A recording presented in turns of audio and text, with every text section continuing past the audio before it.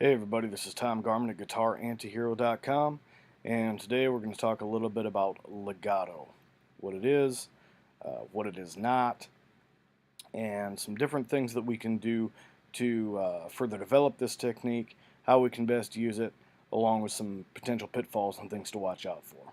Okay, so let's go ahead and get started here. Legato, by definition, basically means playing in such a way so that every note is connected. Right? It comes from the Latin for smooth. This is opposed to staccato, which denotes a style of playing in which there is a gap or greater definition between notes. Okay, so if we're playing legato, we're playing very smoothly. We don't have big breaks from one note to the next. Everything is very smooth and connected. All right, now this manifests in a few different ways on a guitar specifically. A horn player, for example, might implement this technique by taking one big breath and sort of blowing through the whole passage while changing notes. With guitars, we really don't do that so much, although breathing is important, but it relies more on what we do with our hands and the way that we attack certain notes and the way that we move from one thing to the next. Okay, so we're looking at a smooth, connected sequence of individual notes when we're playing legato. Why should we develop and use legato technique? Well, that could be pretty self-explanatory, but if it's not, we want to develop a strong legato technique because, first of all, that's another tool that we can add to our toolbox. It's good to be well-rounded. You don't always choose to use a particular technique over another, but it's nice to have it there if you want it. There are a lot of passages and a lot of styles of playing that rely heavily on legato technique, some of which include, slide guitar playing. Also, if you're going for something just in the general sense that isn't real choppy, you want to make it smooth, think of guys like Alan Holdsworth, Joe Satriani, George Lynch, whomever. A lot of those players rely heavily on a strongly developed legato technique. It's a very fluid way of moving from one note to another, and this can really work well, particularly with scalar passages, whether we're taking them in a linear fashion or more of a, what I would consider a vertical fashion up and down the neck, or a horizontal means of playing, which would be developed a little more from our standard sort of box position playing, moving from one string to the next. So legato is very important. A lot of times I'll see that people will sort of neglect this, particularly in the beginning stages of playing, if they don't have a whole lot of experience. Legato is sometimes seen as being a little more difficult than staccato. That's really not the case. I find that often beginners, or maybe people who have been playing for quite some time, but they haven't really taken the time to dig in to develop a strong legato technique, tend to overemphasize everything, really, as far as picking every note really hard and clearly. It's not always what you want to do. Legato also requires a certain degree of being relaxed and loose, which is just good in the general sense too. So working with strong legato technique is a good way to develop some of those faculties as well.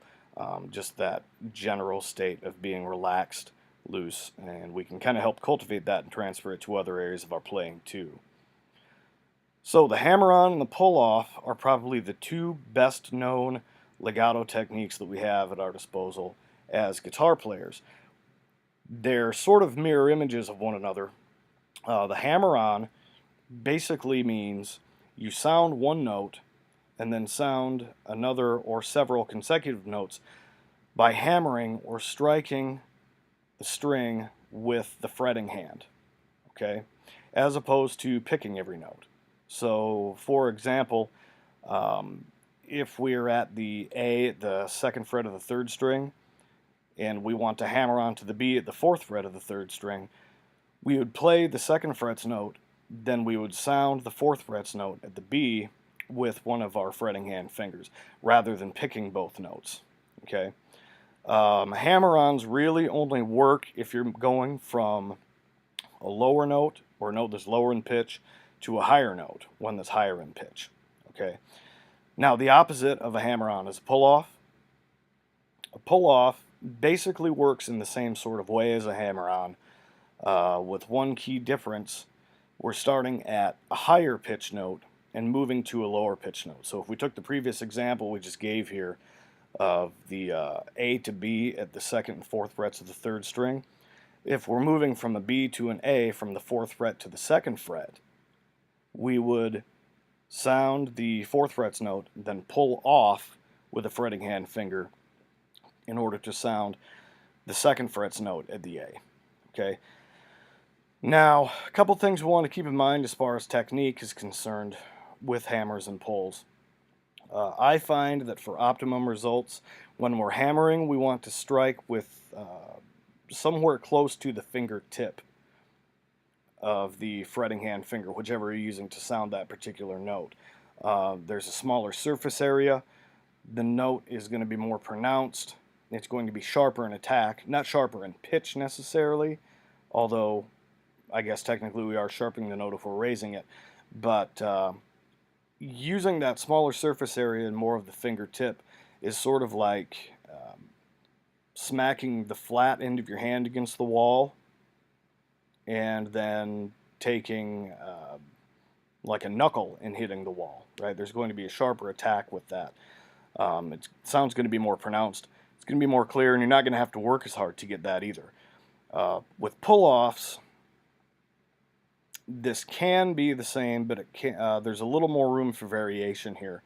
With the pull-off, you want to make sure that you're not just lifting the finger directly up off the string, but you are, in fact, pulling off to one side of the string. That's why they're called pull-offs and not called lift your finger directly up off the string, right?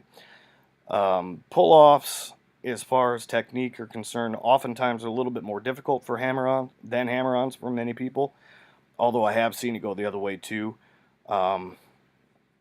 You're more or less kind of gripping that string with the finger and then pulling off to the side and up a little bit, okay? It's sort of hard to explain. You almost just kind of have to get in and experience it to feel what's right. But what we're really going for in both cases with hammer-ons and pull-offs is clarity of sound and consistency, okay? Now, finger slides are another means of producing legato. What we're talking about here is basically just playing one note, and then rather than using a hammer-on or a pull-off to sound another note, we're sliding into that note with the same finger. All right.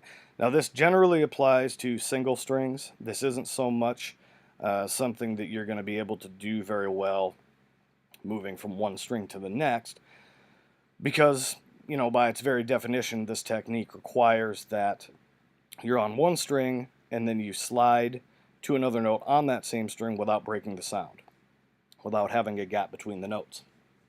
Okay, so that's another example there. If we went with what we talked about before, with the fourth and second frets on the third string, rather than hammering on or pulling off to those, we would sound one of the notes and then slide with that same finger to the other note. And again, what we're going for here is a smooth legato technique, so we don't want to have a gap between those two notes. We just want to keep everything as smooth as possible and basically go for one sort of unbroken sound that just changes pitch. Okay. Now, there are some tips and things to watch out for with legato playing, as with any technique. Some potential pitfalls here. A couple things to keep in mind just in the general sense. Usually you will have better results the closer your fingers are to being right behind the target fret that you're playing. And by target fret here, I just mean the fret that marks the note that you're playing. So if you're playing at the second fret of the third string, you want your fretting hand finger to be close to right behind the second fret of the third string. Not on top of it, but behind it.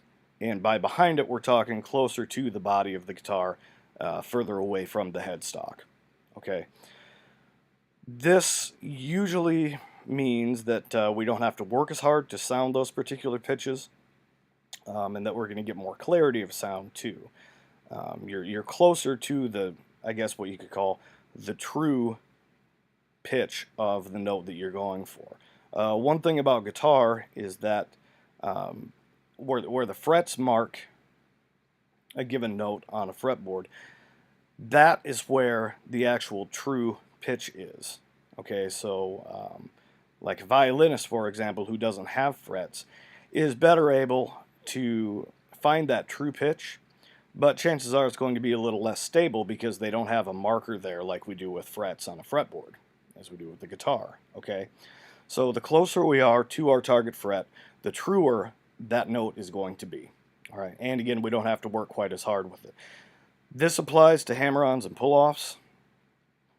If you're hammering on, you want to start closer to your target fret and then hammer close to the target fret to whatever note you're hammering to. Okay, so basically, you know, if we're doing the second to fourth fret deal here, we'll start right behind the second fret, and then when we hammer onto the fourth fret, we want to arrive with that fretting hand finger that's doing the hammering right behind the fourth fret. And the opposite then is true with pull-offs. Okay, we want to start close to the target fret and then pull off so that the note we arrive to is close to the target fret. In that case also.